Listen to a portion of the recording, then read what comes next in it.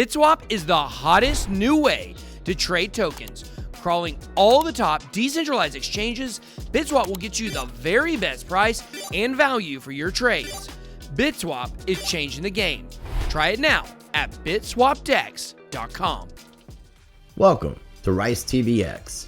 On today's Rice Report, I am joined by returning guest of the channel, Ammon Bundy, who is currently running for governor of Idaho in 2022. You can get more information at votebundy.com. And I'm also going to have links down below and above for the playlist that I created with his 2 previous appearances. If you have not watched those videos yet, I definitely encourage you to do so.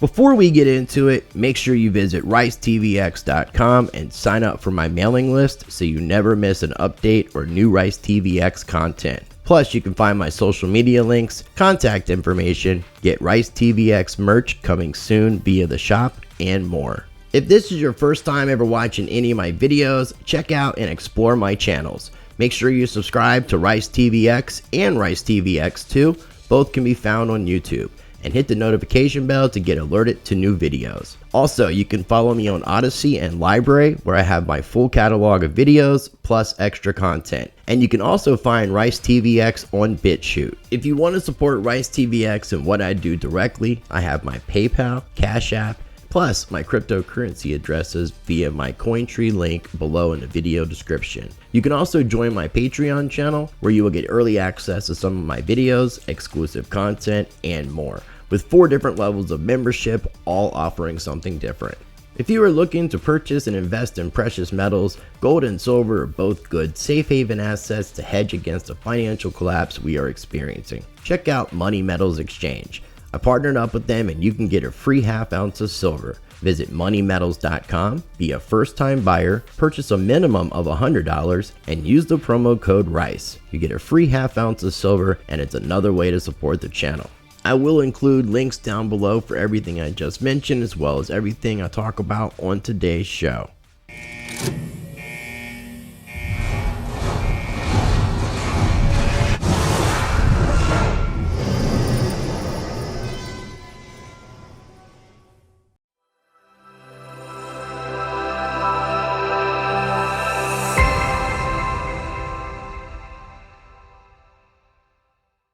All right, ladies and gentlemen, joining me on today's show is a returning guest. He's been on the show a few times. I'm going to have links down below and above for the playlist that I created with his 2 previous appearances.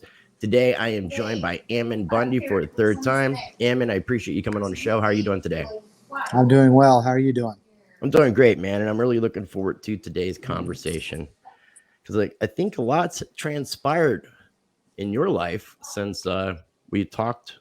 It's been about 3 or 4 months ago, but I don't think that you had announced, or it could have been longer. I don't think that you had announced your run for governor of Idaho. And that's currently what you're doing. You're on the campaign trail. We've got a website, votebundy.com. Before we get into it, though, how you been? I've been good. Good. My family's doing well.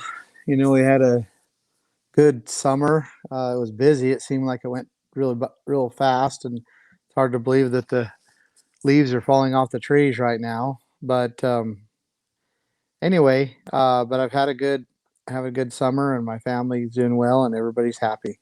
Sweet. I'd love to hear that, man. And you've got a large, beautiful family, and I know that that's one of the most important things to you. We've talked a lot about people's rights in the past. And if people want to know more about people's rights, they're in the previous conversations that me and Ammon did. So make sure you're checking out those previous ones. But it's kind of a network that unites neighbors in a way that will help them to defend their families, their faith, their freedom, and their future.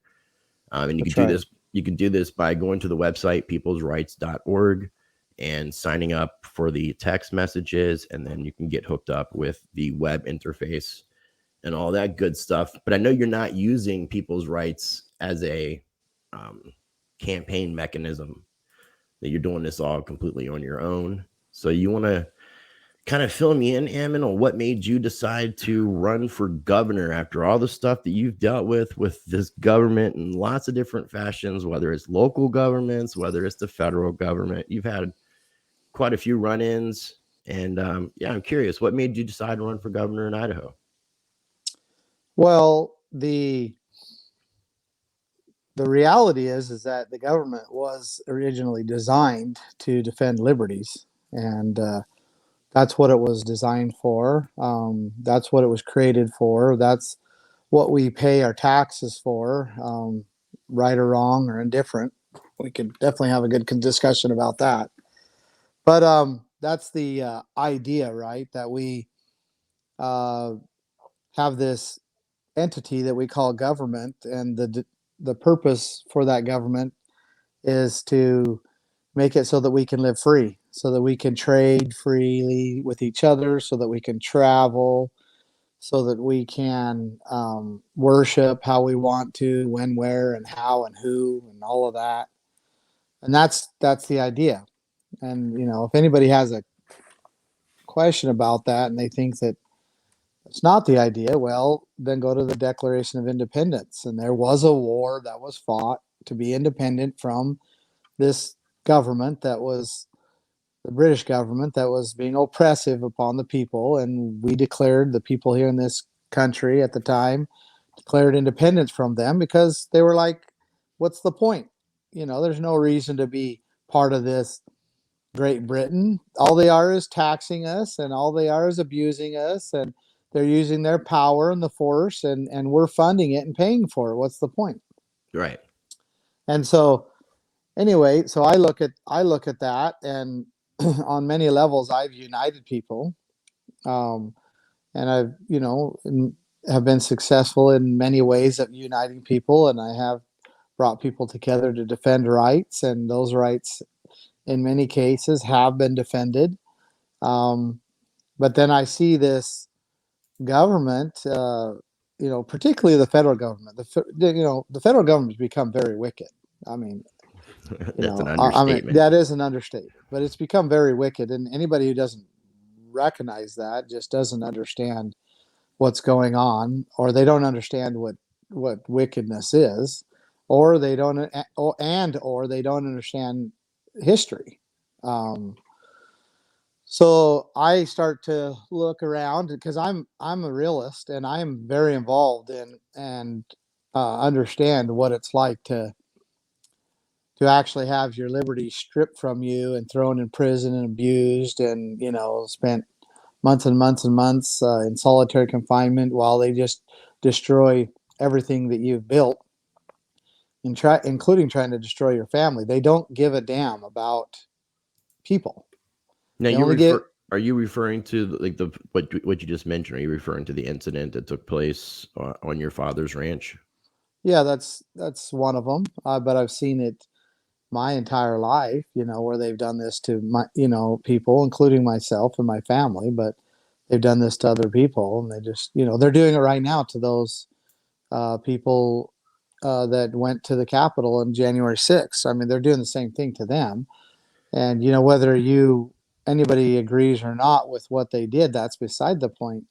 Um, uh, this is a political prosecution. They're using their power to destroy political enemies, to isolate them, to demonize them, so that they can destroy them. So Yeah. anyway, I'm getting to this long answer. No, it's good. You're good, man. So I see this real threat, and I know it's a real threat because I've actually experienced it. And so I start to, really see that there is a tremendous need for the people to unite to defend their rights. And I organized the People's Rights Network, and we did a lot of good there. But to be honest with you, most people, even in that network, are not willing to truly defend themselves. Mm. They still are relying on this mechanism that we created many, many years ago, a couple centuries ago, to defend their liberties, and they still have a lot of faith in that. And so then I look at the political climate of Idaho, and I start saying, well, is there a way that we can use this mechanism that's supposed to be here, in the first place? Can we use this to defend ourselves against, the federal government and others who are destroying our liberties? And what are our liberties? The right to worship, the right to travel, the right to trade with each other, the right to decide what you're going to do with your families. Oh yeah, the right to go outside your house without a man-made filter on your face. Oh, and you know what? Maybe the right to go and buy something from somebody and travel. Just those simple rights, go to church, that type of stuff. That's liberty. And I start to think, well, maybe there's a possibility that the mechanism that was designed here in Idaho to defend liberty, maybe because of the type of people that live in Idaho, maybe we can use that mechanism to actually do what it's supposed to do.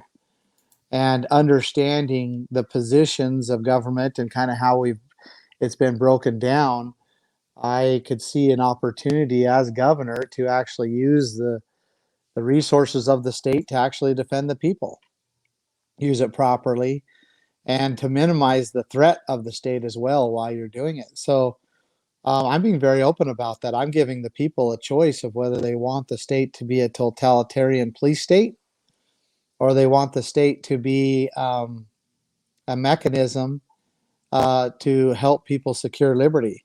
And that's the choice they get when they vote for me. I love it, man. I love it. And so before we started recording, I was like, I'm gonna have to ask you why you decided to run for governor. And I mean, it's a great answer. And one of the things that I have been noticing, Ammon, is okay. So you're the first person running for governor that I've interviewed. I've interviewed 3 separate candidates for running for president, 1 independent, 2 with the Libertarian Party, and interviewed somebody that was running for Senate. Just a few weeks ago, interviewed somebody that's running for Congress in Harlem. I can't remember the district. So, and the interview that I did with the guy running for Congress in Harlem was there was a lot of things that I said in that interview that I was going to kind of repeat in this, which was I've interviewed you, talking to you about Constitution, talking to you about law, talking to you about some of these things that the legal fiction movement have talked about. And it really seems like one of the most effective things that we can do is to run for office and start changing the system from the inside. As opposed to trying to break the system down or change or try from an outside perspective, change it. It seems like it would be easier to have a bunch of politicians, a bunch of people in office who stand up for the Constitution, who stand up for the values of what America was founded on, and continue that momentum. Because I really feel like since studying history, since it seemed like somewhere around the Civil War, that's where everything kind of got really screwy. Where we were supposed to have a restoration period that was supposed to restore the nation back to what it was, the federal government just ended up becoming more and more and more powerful. And then a lot of that stuff got sealed with the creation of the Federal Reserve, the Securities Acts, the Banking Acts in the 1930s, the confiscation of gold. And now here we are today, where it's like people like me and you are going to be made out to be bad individuals because we believe in what America was founded on, which is a really sad thing to think about. What are your thoughts on just the idea that a patriot can be looked at as a domestic terrorist? Well, we have to understand that it's nothing new. When when those who do not value individual liberty, or that they want power more than they want to afford their neighbors freedom, then when they get in power and when they take over the basically the force of law, they always begin to use it against their what they might deem as their political enemies. We just want to be left alone to live, but they can't allow that. And that's what, I keep using the term wicked, and I mean to use that term intentionally, but people have to understand that, wicked is definition is morally very bad, disgustingly unpleasant, and causing or likely to cause harm, distress, or trouble. That's what a Webster definition of wicked is. And so Right. I use that term, not necessarily religiously, although it certainly applies, but for, to understand that these people, if they're allowed, they will cause and most likely cause a tremendous amount of harm, distress, or trouble in our country. And they're wicked, and they're morally very bad, because they want to change our complete uh, rights to being free and to Yeah. worship and to act. So anyway, with that being said, answering your question is that, this has always gone on. We have people that want to be in control and want power, and they will, in political warfare is when they identify, uh, isolate, demonize, so that they can destroy. So remember that there's 4 steps of political warfare. You have to identify who their enemy is, and they're doing that right now with the COVID vaccines and so forth. They've pretty much got it down to where they can identify about 20 to 25% of the American population.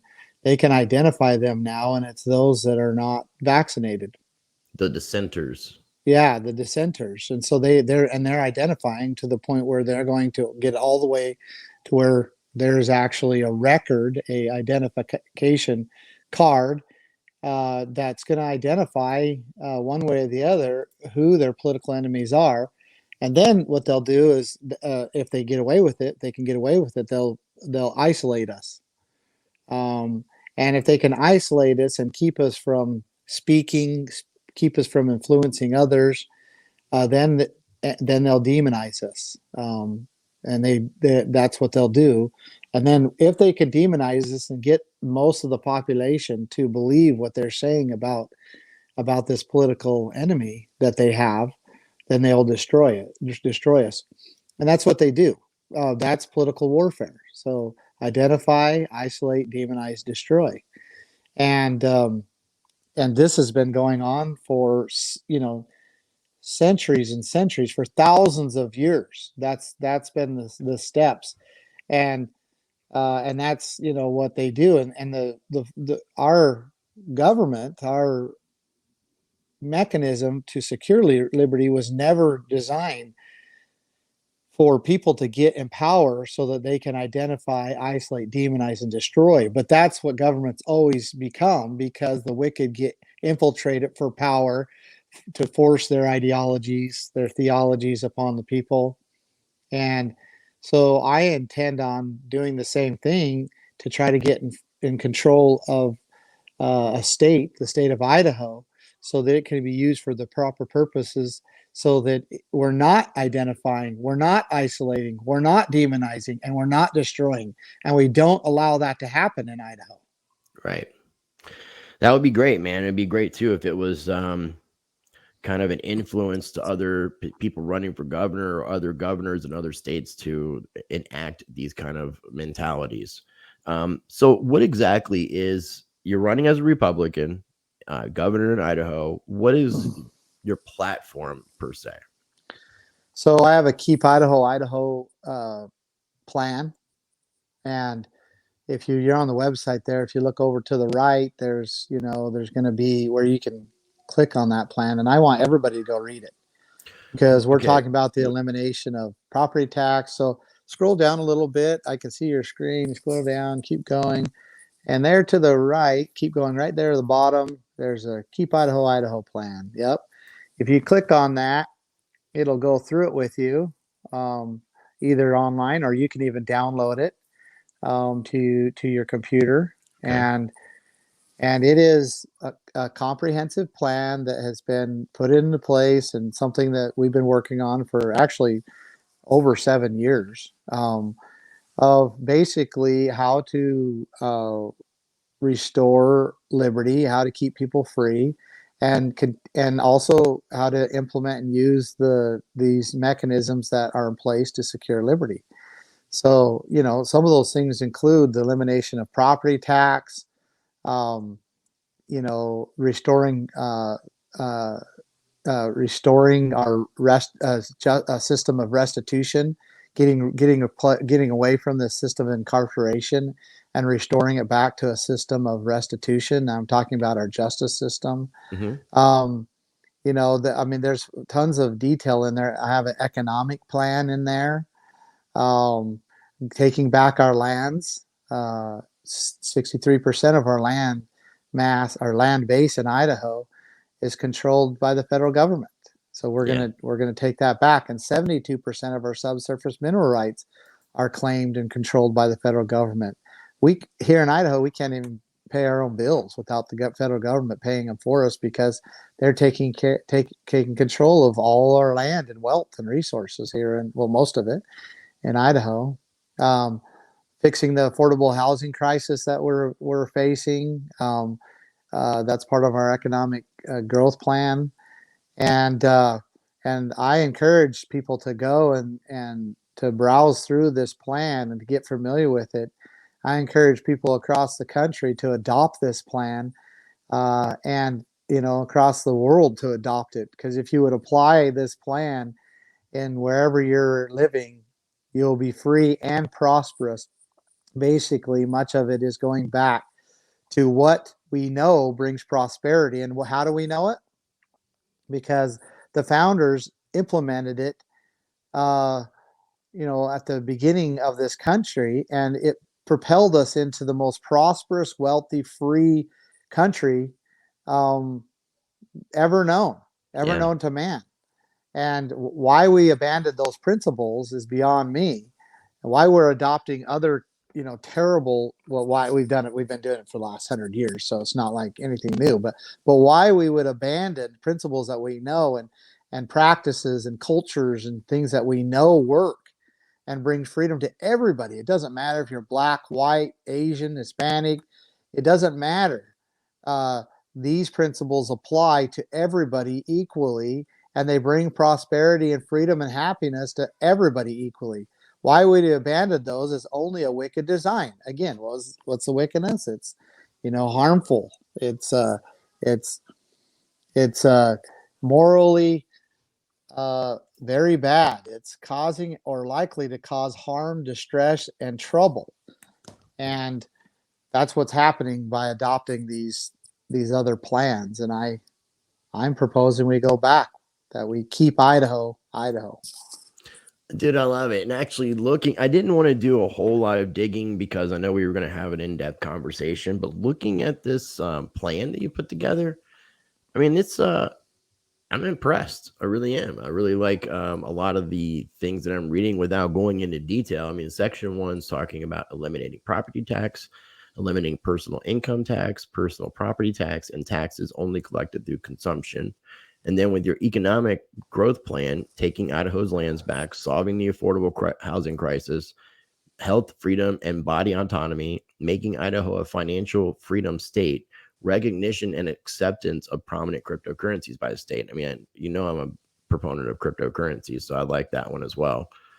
Section 3, exalting justice, your restoration and restitution laws, empowering communities to end drug abuse, empowering police to act according to their conscience, eliminating civil asset forfeiture, ending cronyism and corruption, and the social prosperity has some really good features as well. Ending abortion, education freedom, gun rights and defense of the Second Amendment. I think that we need to be teaching gun safety in schools like we do driving and sex education. So I worked for the National Rifle Association, and I'm a proponent of the Constitution.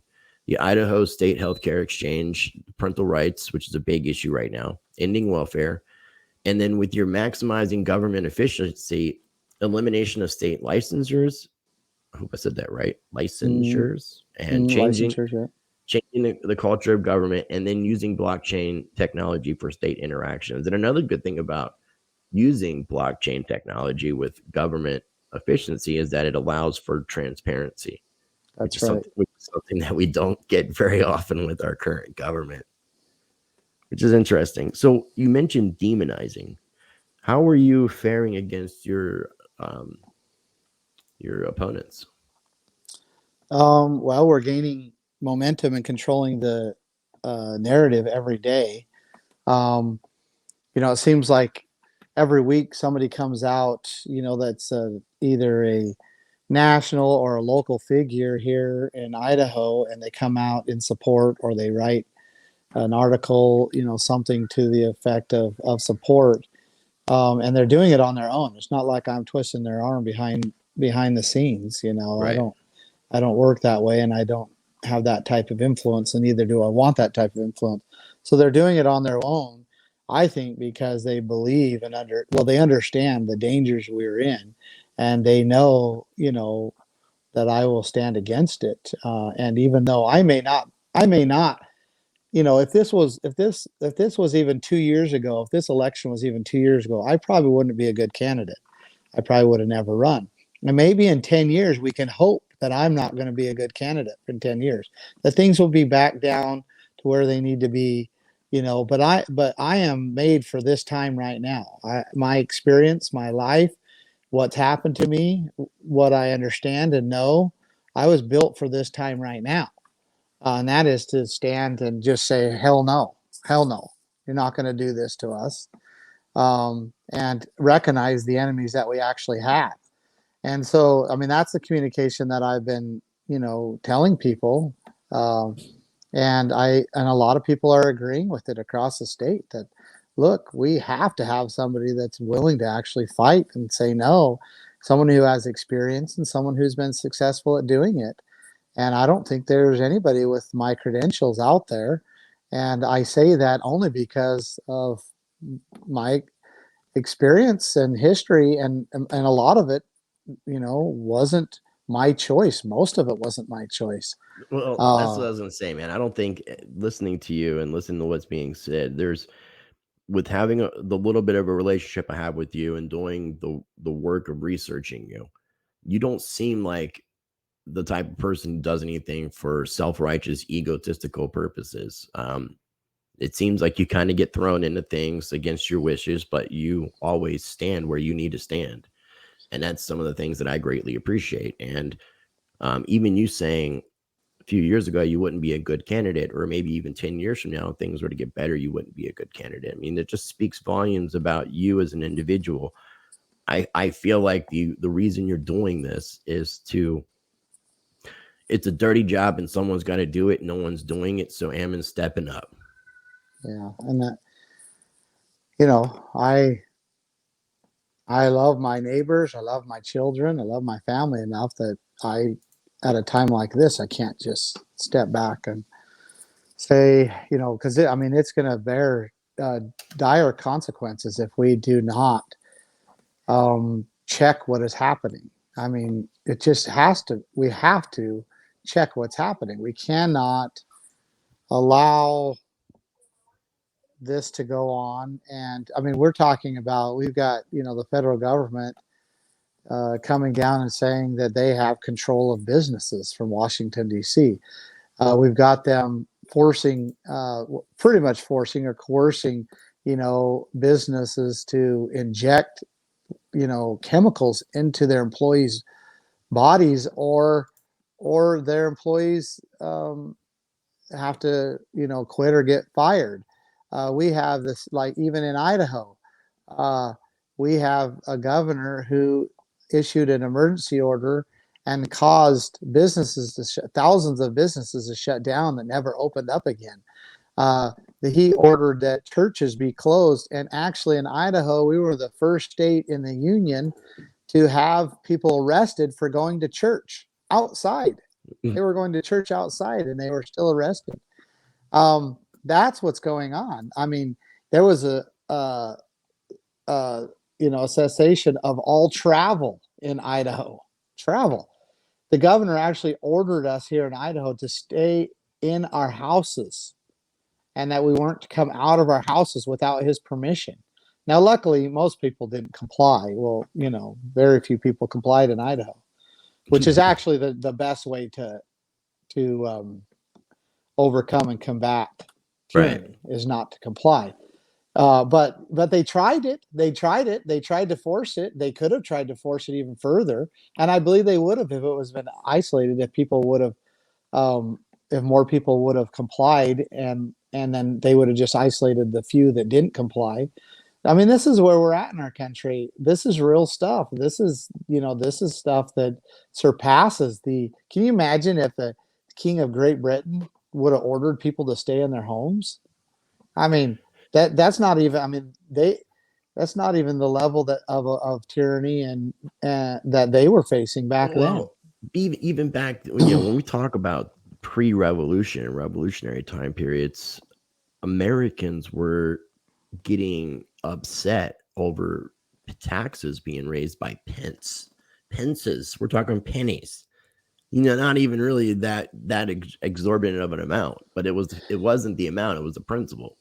Yeah. And that's where a lot of things have changed with Americans. Now, you mentioned, I saw the video, it was the live stream you did a couple days ago, where you were talking about businesses, kind of what you were mentioning about how a private business can't, even though the owner of the business owns the property, owns the business, can't do what he wants to do with the business because the local municipality, the governments are trying to say, no, you cannot.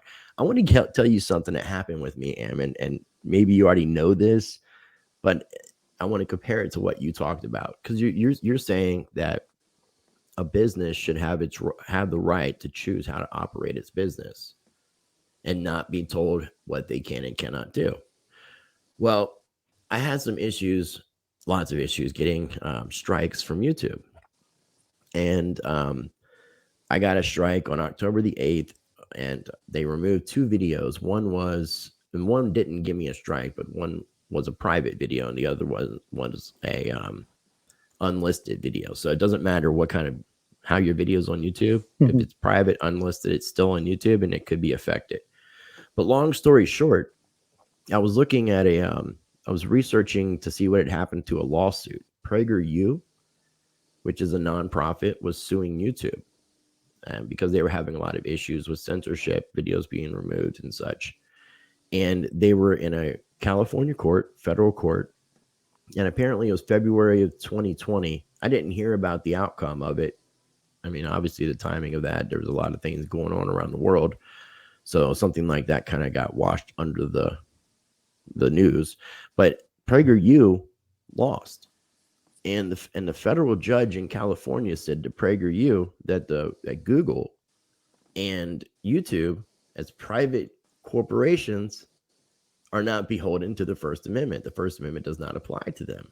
Now, for me, I'm thinking I can invest in both of these entities publicly, and there's no private membership association to join or private contract to join up with YouTube or Google. It's all public. So where is the privacy aspect, the private part of it, to where the First Amendment doesn't apply to them, but yet Americans who are running a business and should be able to say it's private or public don't have that right because the local government is saying that they don't? What are your thoughts on just that whole hypocrisy? Yeah, it is hypocrisy, but most of it is the business owners bad. And I'll tell you why. If the federal government comes down, or the state or the county, or doesn't matter, comes down into your business and says you have to run your business a certain way, and you comply, you just shot yourself in the foot. Yeah. And that's what's happening. So like right now, these businesses, because they just, they're so passive, business owners and so forth, so passive. They don't want any trouble. Oh, the federal government tells us if we have 100 more employees that we have to vaccinate, so then you have to do it. No, you don't. You don't have to. And there's many quotes from the even Supreme Court today, like them or not, believe in their justice or not. There's many quotes that say, look, there's a lot of problems that we would resolve, but people don't bring them to us because they're not fighting. They're just complying. And these businesses say, hell no, you don't get to decide what I'm going to do and the conditions of my of employment in my business. Hell no, you're not going to do that to us. We'll fight you to the very end, and then we'll still not comply. And that's how you win. That's how you win. Yeah. But they're not doing that because they're such a weak people that don't understand liberty. They don't understand what preserves liberty. And there's plenty of examples that it's not the courts or or the ballot box that preserves liberty. Liberty's preserved, by claiming, using, and defending your liberty. And it is, I look at it like if I decided to make shoes, which I don't make shoes, I'd probably be a terrible shoemaker. But if, let's say I was, and I made a good shoe and people wanted it, and I decided I wanted to sell it to anybody who wants to come through my door. So I say, shoemaker company, and I say, open to the public, and people come in my door and buy shoes. That doesn't mean I'm giving up my right. I could tell anybody, I don't care if they're a fat white man and I don't like them. I could you have tell the them right to tell them to leave your business. I don't to leave my business. And why? Because my business is my private property. It is my labor, my property. When I make those shoes and I buy the material and I use my labor to make those shoes, and just because I'm saying I'm open to the public doesn't mean all of a sudden I lose my rights as a property owner. And that's what we have to understand. And that's why the court rightfully ruled against Prager University. And I'm kind of sad that Prager University don't understand those principles. And another good example is the cake maker. Remember that? Yeah. He didn't want to bake a cake for a gay couple. Right. And so they forced him, and he lost all the way to the Supreme Court. And the Supreme Court says, no way. Private property is our private businesses. Our businesses are private property. And if we force a cake maker to make a cake for somebody he doesn't want to make a cake, we just made a slave out of him. That's true. We just made a slave. Now, anybody who wants to come in the door, he has to serve. So that's servitude. That's slavery. And we don't do that. We don't believe in slavery. And same with employment. Like an employer can say, look, you're going to be my slave here and you're going to do this and this and that. But an employee can say, well, go fly a kite. I'm gone. And that's the balance, right? That's the balance. But if you mess it up and you say somehow an employer has to employ that person, well, what if you flip it around? It says that now the employee has to be employed by that person. Well, that's the things that communists do. Yeah. Right? We don't believe in that. So it's much safer and the right way to say, look, government doesn't have authority in this realm, this jurisdiction. This is private property, and a business owner gets to decide. And those customers who don't want to come to the business, they get to decide. And those employees who don't want to work for that business, they get to decide, just like the employer does. That's called free trade. Willing buyer, willing seller. I mean, the thing with almost like you mentioned, it kind of reminds me of a lot of the things. I'm 46, growing up, all the censorship stuff that was going on. Think about someone like Howard Stern. Like back when he was on, it was just like people just chose to tune out. If they didn't want to hear him, they just chose to tune out. Right. Then as things started progressing, we started getting into the Alex Jones age of censorship, where it's just like, we're just going to shut him down because no one's going to stand up for him anyways. Well, and you have to say, well, why? Well, that's political warfare. They were isolating him so he didn't have a voice, so they can demonize him, so they can stop him and destroy his message.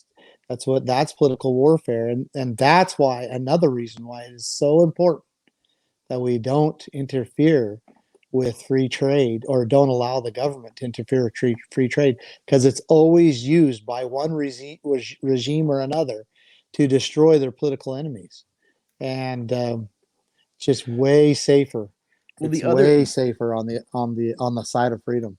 So the other candidates that are running against you I was kind of getting at this, but are they implying any political warfare against you? I mean, are they trying to make you out as this article says here, that your mother didn't name you anti-government activist Ammon Bundy? Right. But I mean, are you getting that from because obviously people want to win, and you've got this interesting past.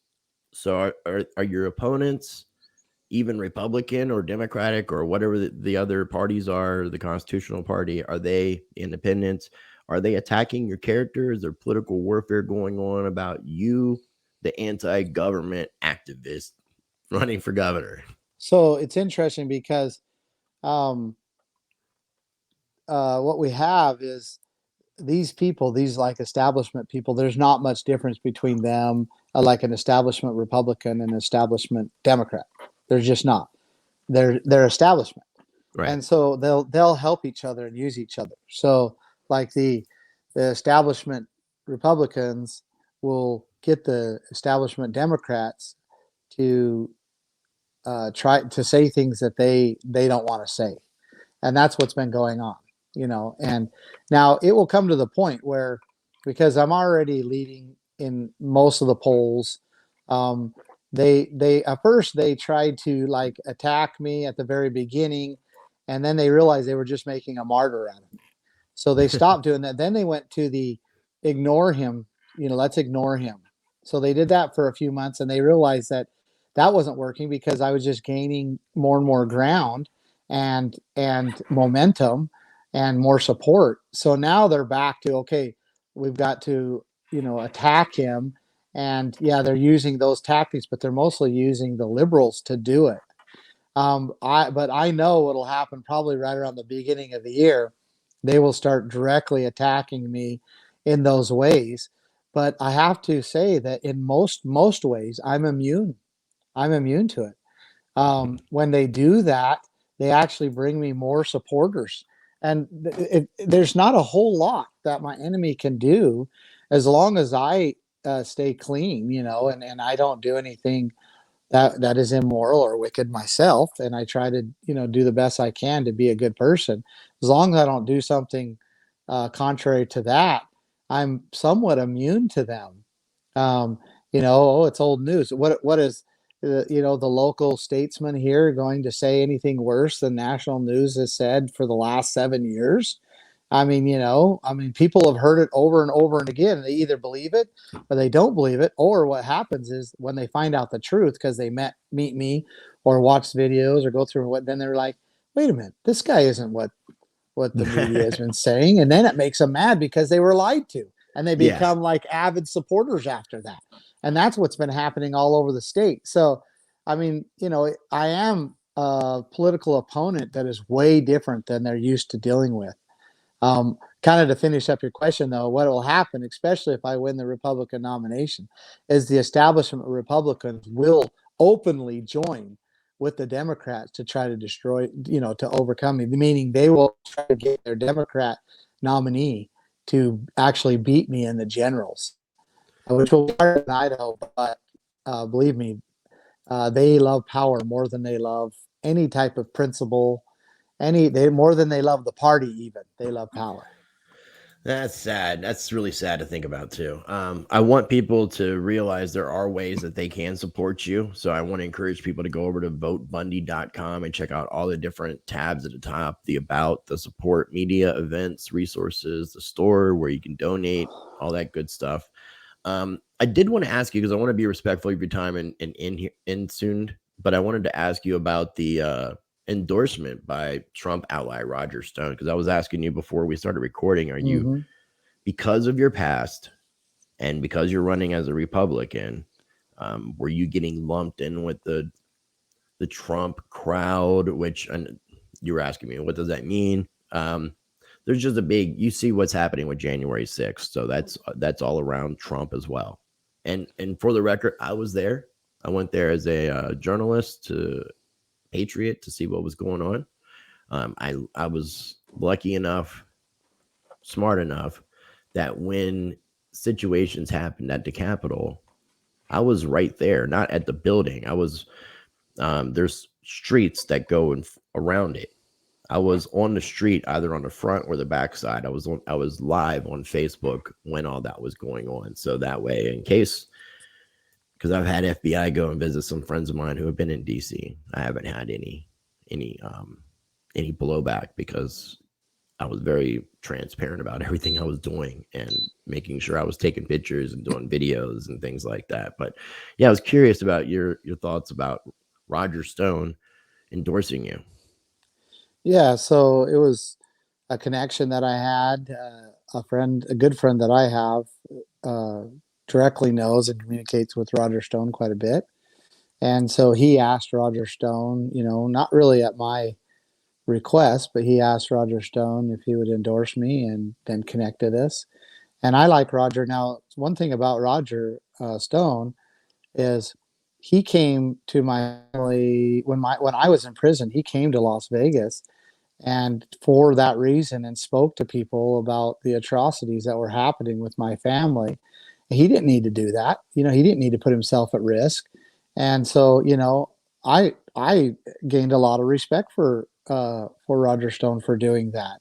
That he would come, really just out of concern for my family and understanding how difficult it is to be politically prosecuted, and that we were being, in terrible circumstances. At the time, I was in solitary confinement. And, to me, that speaks to his character. And then, so when I was like, yeah, I would love his endorsement. And I'm so grateful that he would once again, come out, speak the truth, say I'm not afraid to put my name with Ammon Bundy, and that he's not what people think, or what the media, not what the media has been saying. Right. And is that a close connection to Trump? Yeah, absolutely. Trump and Roger Stone are good friends. They've been friends. Roger Stone is served as a campaign advisor for him. But also, Roger Stone served as a campaign advisor for Ronald Reagan and George Bush and many others as well. So, Yeah. Yeah, and That's cool, now, now I've been open communication with Roger quite a bit. We talk, and I enjoy communication with him, and I think he's a patriot. To be honest with you, I think he's a great patriot, and glad to have him on. You mentioned Nevada. Was that he came to visit you in prison, jail right after the standoff? Well, it was before we went to trial. He came out and did a public address in Las Vegas and gathered a bunch of people and got national attention upon what was happening to us. Yeah, and he spoke against what the federal government was doing, and then of course later the FBI comes after him, and Trump pardoned him. I mean, he's been politically prosecuted just like us, and it came after us, but he understands that, and we have to understand that we have some terrible enemies to liberty in our country, and the federal government is completely wicked and wasted. And anybody who's now, they would love to destroy Trump, and I don't agree with every position Trump has taken. Although I do think he did a lot of good for our country, especially economically. And but I don't need to agree with everything everybody does to understand who's my ally and who's my enemy. I mean, I'm sure you and I could probably find something we disagree with. Sure we'd agree with most things, but we'd probably find something we disagree upon. But that doesn't mean I'm going to be your enemy. That doesn't mean I have to make you my enemy. That doesn't mean I wouldn't fight right side by side you if need be. And I hope I could call on you to do the same. And that's how I view, that's how I view President Trump. That's how I view Roger Stone. That's how I view, General Flynn. That's how I view these people who are true patriots. I might not completely agree with everything. They might not completely agree with me, but they're patriots that love this country, and they understand that there is a true enemy, and that liberty is precious, and it can be gone just like that. And it could put us into hundreds of years of dark ages where our children, grandchildren never even know what liberty feels like or what liberty is. That's sad to think about. Just that statement alone. That's enough for people that they should be standing up. 100%. Now, I did want to ask one last thing. Is it November 8th, 2022 is when the actual voting is going to be taking place to decide who is the winner of the governorship race? Okay, so there is an election in November. It's a general election, but that's not where the governor is decided in Idaho. The governor is decided in the primaries. And the primaries are because that's in May of 2022. Okay. Yeah. We're going to have to get you back on before then. That's the reason why I was asking. Yeah, and that's a message that I'm glad you brought up, because a lot of people in Idaho and across the country think But let's just talk Idaho, because Idaho is a little different, because we're such a dominant Republican state that whoever wins the Republican nomination wins always in the last 5 decades has won. I think it's even longer than that, has won the governor, because there's just no Democratic response to him. So if you want a say in who is governor in Idaho, you have to vote in May as a Republican, not in November.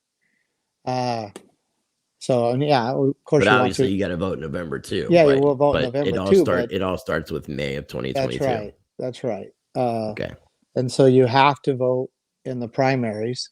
So I'm telling everybody, if you're an independent, if you're a constitutional party, if you're an unaffiliated voter, which there's a ton of them, you need to register as a Republican, or your voice will not be heard in this election. Period. So does it matter? So in Idaho's sense, it matters what party you're registered to for the registering to vote? Yeah, in 2008. I would just think it was just a vote that matters. It shouldn't be what your political stance is. But well, in 2008, the Republican Party decided to go with a closed election, and so that's just the reality. Maybe we can change that later, but the reality right now is it's a closed election, so people need to register. It's very easy. You can do it online. Register as a Republican, and then vote for Ammon Bundy. I mean, it's that simple. It's that simple. Go register to vote. Register to vote as a Republican in Idaho by May. By May. There we go. Yeah. Because if you do it in May, you might be a day late, $1 short. Yeah, by May. That's right. Awesome, man. Well, yeah, we're gonna have to definitely revisit this conversation, maybe even a couple times before May, because I always like talking to you and find out what's going on in your neck of the woods and how you're standing up for all of us and how you're standing up for is it Idahoan? Idahoans, yeah. Idahoans. I don't know if that. Idahoans. Yeah, I don't know if that has to do with hoeing in the for on the potatoes. street or farming. Yeah, that's what I'm saying. We don't know. We're still making that decision. Kind of like Idaho is determining. We have an identity crisis right now. We're determining whether we're going to be conservative or whether we're going to be Republican. Right. So that's I keep saying we need to be conservative. We don't Republican and conservatism is two totally different things. So anyway, that's where we're at. Well, you have any final words, any final thoughts you want to add to today's conversation, especially for anybody who may be watching in Idaho? Well, I want people to understand that the political climate is just right in Idaho for things to change, to really change for the better. And if Idaho can do it, it can be, an example to other states and to the rest of the world. And you cannot think the same way that you thought before. Things are completely different. The political element is different. What's going on is different. The level and force of government is different. Everything changed in 2020. Everything. And so we need to be aware of that. And that means all the rules that when it comes to. Ooh, I just lost Ammon. Just lost him. Hopefully he can come back in and finish up his thoughts here. Looks like he was having some internet issues. So I'm going to go ahead and wait just a moment, but I will have links down below for everything that we talked about on today's episode. There you are. Anyway, I don't know what happened, but I was just, making kind of just letting people understand the difference between the way it used to be and now.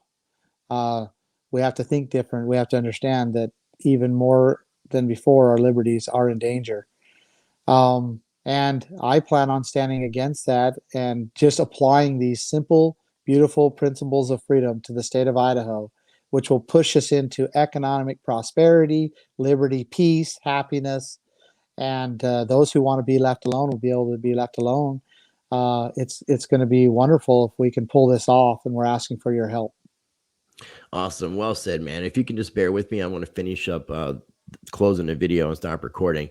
I do encourage people to make sure they're checking out the links. Everything's going to be down below. VoteBundy.com.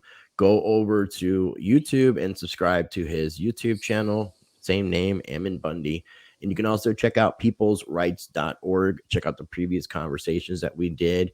And obviously, Ammon will be back. If this is your first time ever watching any of my videos, I do encourage you to check out and explore my channel and make sure you're subscribed. As always, I encourage you to be the change by practicing change.